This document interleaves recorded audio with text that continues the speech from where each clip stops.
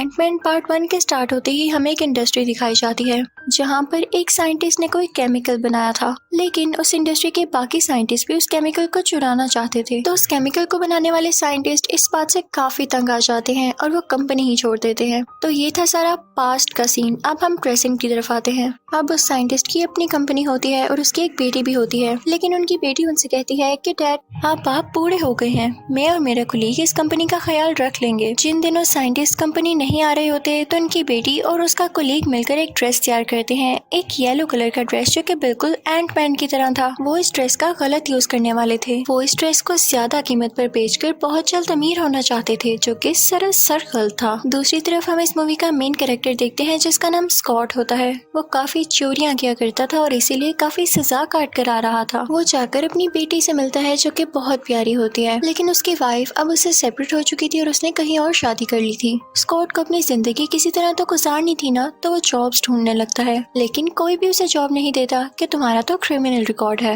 वो काफी परेशान हो जाता है और अपने दोस्त से मिलने जाता है। उसका दोस्त कहता है कि तुमने तो पूरी कोशिश कर ली ना जॉब्स ढूंढने की, अब इसमें तुम्हारी तो कोई गलती नहीं कि कोई तुम्हें जॉब नहीं दे रहा। तुम अच्छे से जानती हो कि चोरी कैसे करनी है, तो तुम दोबारा से चोरियां ही शुरू कर दो। तो स्कॉट कहता है कि हाँ यार, जिंदा रहने के लिए अब ये करना तो पड़ेगा। स्कॉट का दोस्त उसे घर के बारे में बताता है कि यहाँ पर एक ऐसी चीज है जिसे पाकर तुम बहुत अमीर हो जाओगे। स्कॉट काफी एक्साइटेड था। वो उस घर में जाता है। वो वहाँ का लॉकर तोड़ता है तो देखता है कि ना तो वहाँ पर कोई पैसे हैं और ना कोई जेम। वहाँ पर एक सूट था, एंटमैन सूट। वो अपने दोस्त से कहता है कि ये क्या बेकार चीज है, मुझे लगा था यहाँ पे कोई कीमती चीज होगी। और इतनी ही देर में वहाँ पर पुलिस भी आ जाती है। उसे फिर से अरेस्ट कर लिया जाता है और एक जेल में लेकर आया जाता है, जहाँ पर उसे केमिकल को बनाने वाला साइंटिस्ट मिलता है। वो उससे कहता है कि कोई बात नहीं, डरो मत, ये मेरा प्लान था कि तुम उस ड्रेस तक पहुँचो और उसे ट्राई करो, क्योंकि मैं ये जानना चाहता था कि तुम उस ड्रेस के लिए सूटेबल हो या नहीं। उस ड्रेस की क्वालिटी ये थी कि उसे पहनकर आप अपना साइज बदल सकते थे, यानी बड़े भी हो सकते थे और छोटे भी।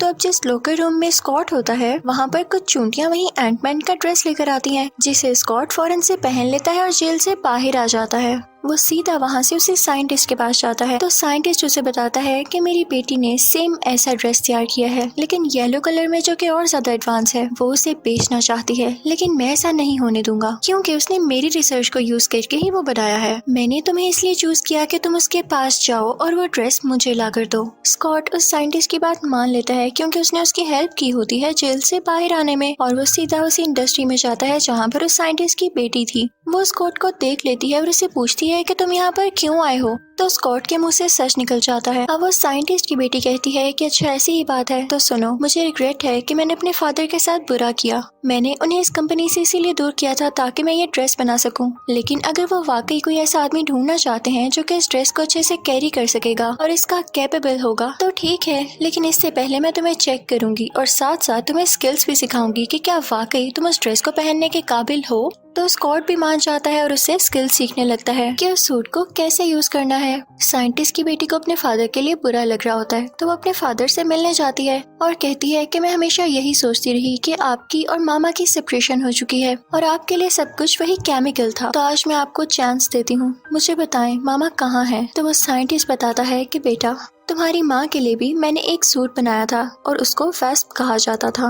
वो उड़ भी सकती थी, लेकिन एक बार हम एक मिशन पर थे तो उसने अपनी जान बचाने के लिए खुद का साइज बहुत छोटा कर लिया था, लेकिन वो कहीं खो गई, किसी ऐसी जगह पर जहाँ से वो बाहर कभी भी नहीं आ सकती। क्योंकि इस ड्रेस का एक रूल है, इसकी एक लिमिट होती है, उस लिमिट से ज्यादा आप अपना साइज छोटा नहीं कर सकते, लेकिन तुम्हारी माँ ने ऐसा कर दिया। मैं आज भी उसे बहुत मिस करता हूँ। यहाँ पर इन दोनों की बातें स्कॉट भी सुन रहा होता है।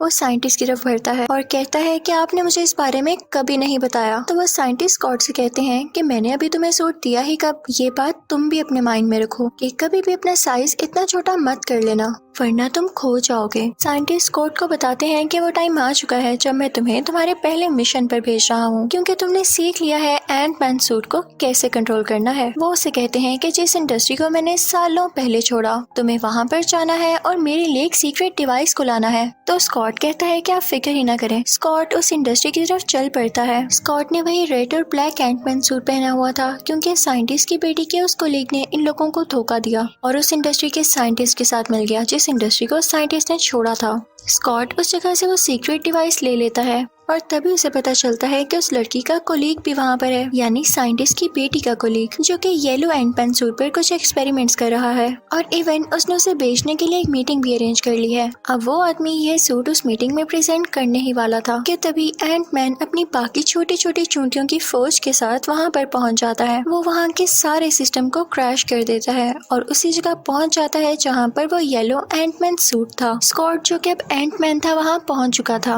वो उस ड्रेस को चुराने वाला ही था कि तभी वहाँ पर वो कोलीग आ जाता है और उससे कहता है कि मैं जानता था तुम लोग यहाँ पर जरूर आओगे।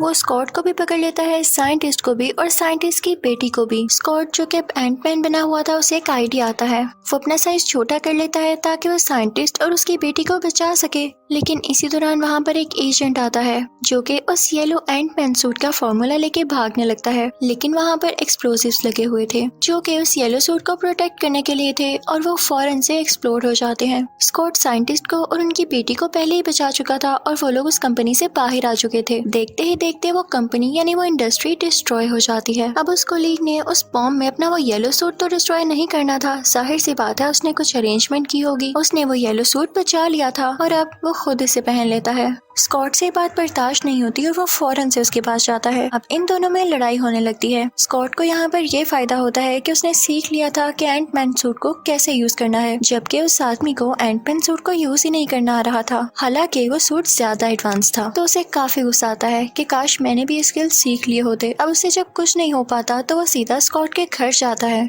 वो उसकी बेटी को पकड़ लेता है उसे इमोशनल ब्लैकमेल करने के लिए। स्कॉटलैंड फौरन से अपने घर आता है। वो उस कोलीग से लड़ने लगता है। उन दोनों में काफी फाइट होती है। तभी स्कॉट को आइडिया आता है कि क्यों ना मैं खुद को छोटा करके इसके अंदर चला जाऊं, यानी इस येलो सूट के अंदर जाके इसका सारा सिस्टम क्रैश कर दूं। और वो ऐसा ही करता है। उसका प्लान सक्सेसफुल रहा था।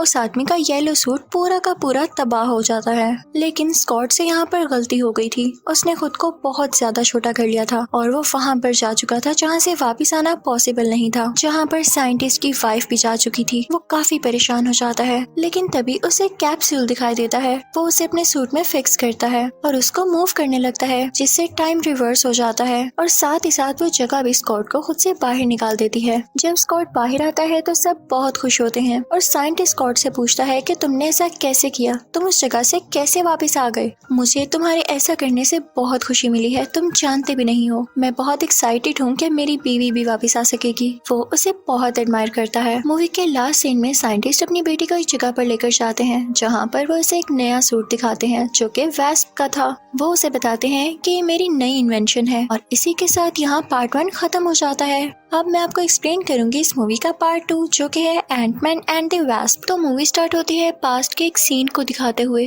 जब उस साइंटिस्ट की वाइफ खो गई थी। इस बात को 30 साल बीत चुके थे जब साइंटिस्ट की बेटी बहुत छोटी थी। इनफैक्ट उस दिन इन दोनों को यानी साइंटिस्ट को और उनकी वाइफ को एक मिशन पर जाना था जहाँ पर इनको एक मिसाइल को किसी सिटी पर गिरने से रोकना था। लेकिन क्योंकि वो बहुत बड़ा था तो ये लोग उसे रोक नहीं पा रहे थे। तो साइंटिस्ट की वाइफ ने अपना साइज बहुत छोटा कर लिया ताकि उस मिसाइल के अंदर जाके उसका सिस्टम फेल कर दे। और तब से लेकर अब तक साइंटिस्ट अपनी वाइफ को नहीं ढूंढ सके। ये सब बातें अब प्रेजेंट टाइम में वो अपनी बेटी को बता रहे होते हैं। वो उसे ये भी बताते हैं कि बेटा अब उदास होने की जरूरत नहीं, क्योंकि तुम्हारी मदर बहुत जल्द वापस आएंगी। वो उसे स्कॉट की एग्जाम्पल देने लगते हैं कि स्कॉट भी इसी तरह उस जगह में चला गया था, लेकिन समहाउ वो वहाँ से बाहर निकल आया। इसका मतलब तुम्हारी माँ भी वहाँ से वापस आ सकती हैं। अब वो साइंटिस्ट अपनी बेटी से कहता है कि 30 साल हो चुके हैं, लगता है तुम्हारी मदर को ठीक से समझ नहीं आ रहा कि उस कैप्सूल को यूज कैसे करना है। तो हम एक ऐसी मशीन बनाएंगे जिससे बिना छोटे हुए हम उस जगह जा सकेंगे। अब सीन शिफ्ट होता है स्कॉट पर, जो कि अपनी बेटी के साथ बहुत खुश था और उसी के साथ रहा करता था। पुलिस ने उसे कहा था कि जैसे कि अब तुम्हारे पास एंटमैन के स्किल्स हैं तो तुम इसे पब्लिक के सामने नहीं लाओगे। अब एक दिन स्कॉट अपनी बेटी के साथ खेल रहा होता है कि अचानक से उसका पाँव घर से बाहर आ जाता है। ट्रैकिंग सिस्टम से इस बात की खबर पुलिस को होती है तो वो उसके घर आते हैं। उनके साथ FBI एजेंट्स भी होते हैं जो कि स्कॉट से कहते हैं कि तुम बाहर तो नहीं निकले।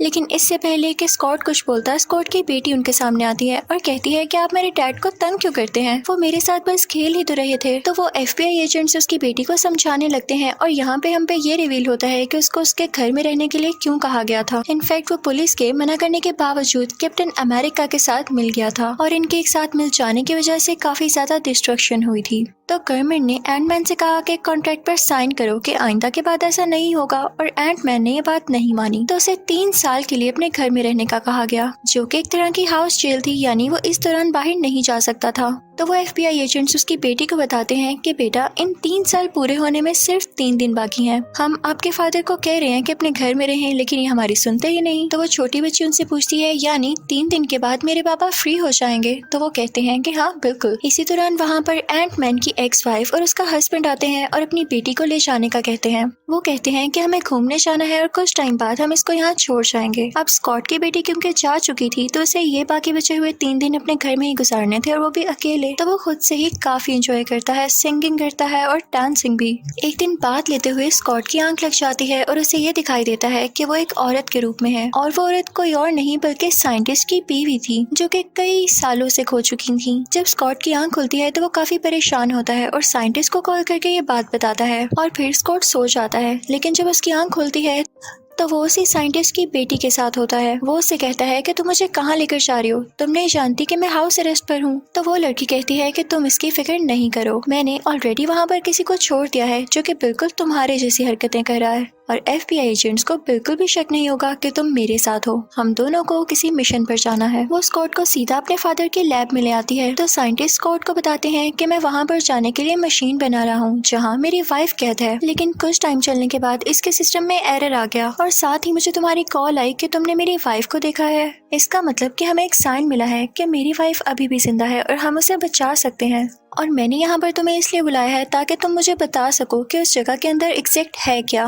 क्योंकि तुम वहाँ से बाहर आ सके हो। अब वो सब मिलके उस मशीन को स्टार्ट करने की कोशिश करते हैं, लेकिन उसमें बार बार एरर आ रहा था और वो स्टार्ट ही नहीं हो रही थी। तो थोड़ा बहुत चेक करने के बाद उन लोगों को पता चलता है कि इस मशीन को चलाने के लिए किसी कंट्रोलर की जरूरत है। अब वो कंट्रोलर जिस आदमी के पास होता है वो लोग उससे मिलने के लिए जाते हैं। अब वो आदमी साइंटिस्ट की बेटी से कहता है कि एक शर्त पे मैं तुम्हें वो कंट्रोलर दूंगा, तुम्हें इस सब काम के बाद अपनी लैब मुझे बेचनी होगी। मेरे पास एक कस्टमर है जो इसके लिए $700 मिलियन दे सकता है। तो साइंटिस्ट की बेटी कहती है कि क्या तुम लोग हमें खरीद रहे हो? मैं अपनी लैब को कभी नहीं बेचने वाली। और वो वहाँ से बिना कंट्रोलर लिए ही आ जाती है, लेकिन वहाँ से निकलने से पहले वो वही वेस्प सूट पहन लेती है जो कि उसके फादर ने बनाया था, और वो डिवाइस चुरा लेती है। तो तभी वहाँ पर उस आदमी का बनाया गया गोस्ट आ जाता है और उसे रोकता है। जाहिर है गोस्ट के पास ये एबिलिटी होती है कि वो इनविजिबल होती है और किसी भी चीज से क्रॉस कर सकती है, और एंटमैन और वेस्प में भी ये एबिलिटी थी कि वो अपना साइज छोटा या बड़ा कर सकते थे। अब इन दोनों में काफी ज्यादा फाइट शुरू हो जाती है, और ये अपनी एबिलिटीज और स्किल का यूज करते हुए एक दूसरे से काफी लड़ती हैं।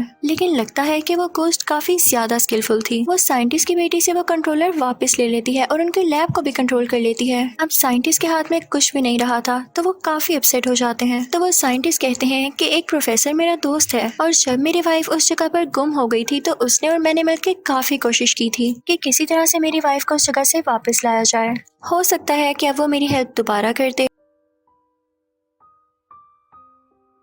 अब वो तीनों उस प्रोफेसर के पास जाते हैं। अब वो लोग एक दूसरे से बातें करने लगते हैं, लेकिन तभी साइंटिस्ट देखते हैं कि उसके पास वही गोस्ट आई है। तो वो काफी हैरान हो जाते हैं कि ये तुम्हारे पास क्या कर रही है, तुम लोग एक साथ मिले हुए हो क्या? तो वो प्रोफेसर उनसे कहता है कि रुको, मैं तुम्हें सारी बात बताता हूँ। वो प्रोफेसर साइंटिस्ट से कहता है कि याद है हम कितने अच्छे दोस्त हुआ करते थे, लेकिन तुम्हें ये लगने लग गया कि तुम्हारा बनाया गया केमिकल दूसरे साइंटिस्ट चोरी कर रहे हैं। तुमने उन पर ब्लेम लगाया। तो एक आदमी ने जो कि तुम्हारा ही दोस्त हुआ करता था, उसने गुस्से में आकर तुम्हारे खिलाफ प्लानिंग शुरू कर दी, लेकिन इस बात पर उसे भी इंडस्ट्री से निकाल दिया गया कि अगर सब लड़ते ही रहेंगे तो रिसर्च कैसे होगी। तो उसने अलहदा से इस चीज पर रिसर्च शुरू कर दी कि वो भी एक सूट बना सके, और मैं भी उसके साथ मिल गया। लेकिन एक दिन उस लैब में बहुत बड़ा ब्लास्ट हुआ जिससे सब लोग मारे गए, सिर्फ एक छोटी बच्ची वहाँ पर बची जिसका नाम गोस्ट है। मैंने ही इसका ख्याल रखा, इसलिए अब मेरे साथ है। तुम लोगों को ये लग रहा होगा कि ये असल की गोस्ट है, लेकिन नहीं, इसे एक डिजीज है जिसमें से बहुत पेन होता है। तुम इसके बारे में गलत मत सोचना,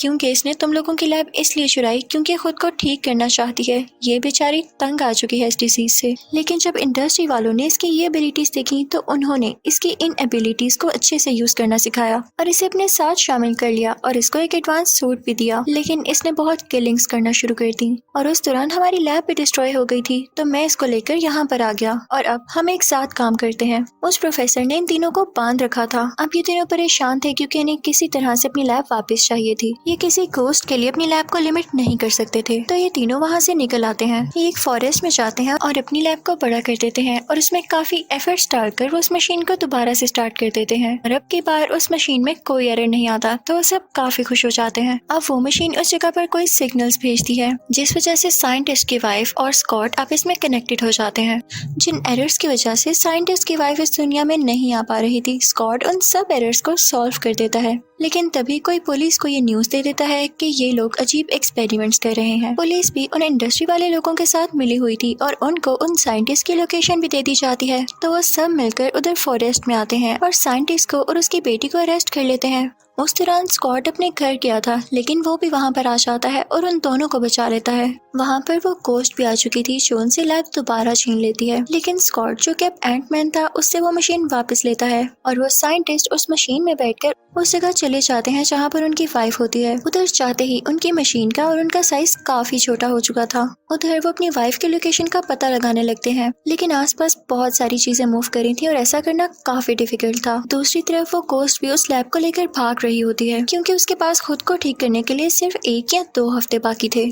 लेकिन तभी उस गोस्ट के पीछे वो आदमी भी था जिसके पास इसका कंट्रोलर था। वो लैब को वहाँ से चुरा लेता है और एक शिप में ले जाता है। लेकिन एंटमैन यहाँ पर एक अच्छा काम करता है, वो अपना साइज काफी बड़ा कर लेता है और पानी में जंप लगा देता है। वो फौरन से शिप के पास जाता है और उस आदमी से अपनी लैब वापस ले लेता है। दूसरी तरफ हम साइंटिस्ट को भी देखते हैं जो कि अपनी वाइफ को बहुत टाइम से ढूंढ रहे होते हैं और फाइनली उन्हें अपनी वाइफ यहाँ मिल चुकी थी। साइंटिस्ट अपनी वाइफ को उस मशीन में बिठा लेते हैं और दूसरी तरफ स्कॉट और साइंटिस्ट की बेटी ने भी उस लैब को अपने पास ले लिया था। वो उस लैब का साइज बड़ा कर देते हैं और अब साइंटिस्ट और उनकी वाइफ वहाँ से बाहर आने वाले थे। जैसे ही वो बाहर आते हैं तो वहाँ पर गोस्ट भी होती है। साइंटिस्ट की वाइफ उसे देखती है तो कहती है, मैं समझ सकती हूँ कि तुम्हें ये डिजीज कितनी पेन दे रही है। वो उसका हाथ पकड़ती है और देखते ही देखते उस गोस्ट की डिजीज ठीक होने लगती है और वो दोबारा से एक नॉर्मल इंसान में बदल जाती है। यानी कि साइंटिस्ट की वाइफ के पास ये अच्छी एबिलिटी थी। लेकिन पुलिस अभी तक यहाँ पर थी और इन सबको पकड़ना चाहती थी। लेकिन स्कॉट को एक आइडिया आता है, वो अपना साइज मैक्सिमम कर लेता है और एक बिल्डिंग के आगे खड़ा हो जाता है और ऐसे एक्ट करता है जैसे वो सबको अपने पीछे छुपा रहा हो। तो पुलिस वहाँ ही लग जाती है और उनको टैकल करने की कोशिश करती है। लेकिन स्कॉट ने तो यहाँ पर एक ट्रिक यूज की थी और इसी दौरान बाकी लोग यानी साइंटिस्ट, उनकी वाइफ और उनकी बेटी वहाँ से भाग जाते हैं और फिर स्कॉट यानी एंटमैन भी अपना साइज काफी छोटा करके वहाँ से भाग आता है। स्कॉट जब अपने घर जाता है तो वो 3 दिन भी पूरे हो चुके थे, तो FBI एजेंट्स भी उसकी होम अरेस्ट खत्म कर देते हैं और अब वो फाइनली आजाद था। साइंटिस्ट और उनकी वाइफ भी एक साथ बहुत खुश थे और साइंटिस्ट की बेटी अब स्कॉट के साथ रहने लगी थी और उसने उसकी बेटी को भी एक्सेप्ट कर लिया था। यहाँ पर यह मूवी हैप्पीली एंड होती है। Thank you for watching. Good bye.